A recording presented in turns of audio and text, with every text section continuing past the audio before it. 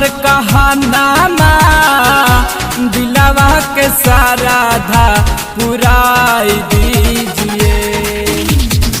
सुनाए सजनामा माना मोर कहानामा दिलवा के सारा धा पुराई दीजिए। ए राजा हो मैया के दर्शन कराई दीजिए। ए राजा हो मैया के दर्शन कराई दीजिए।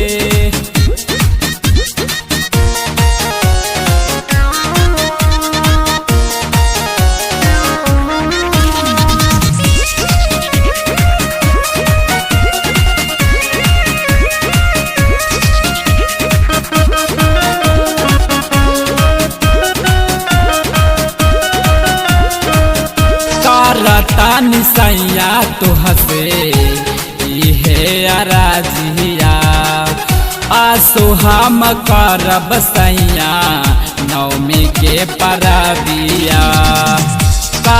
तानी सैया तो हसे इहे अराजिया आसो हम करब सैया नवमी के परबिया।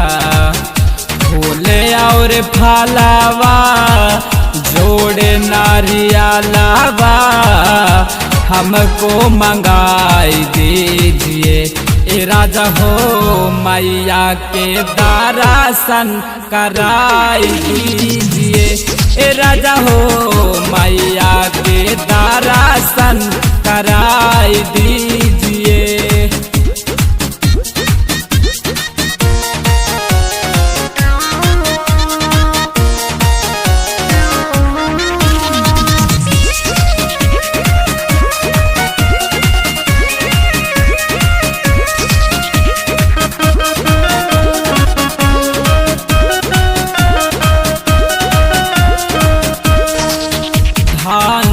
दीवाना सैया माने हमर बातिया मार्केट से ले आई जाके आकर बातिया।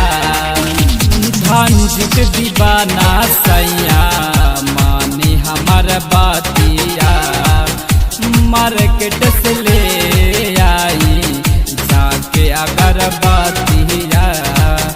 नवमी के दिन बा मनवा रंगीन बा ललकी चुनारिया चढ़ाई दीजिए।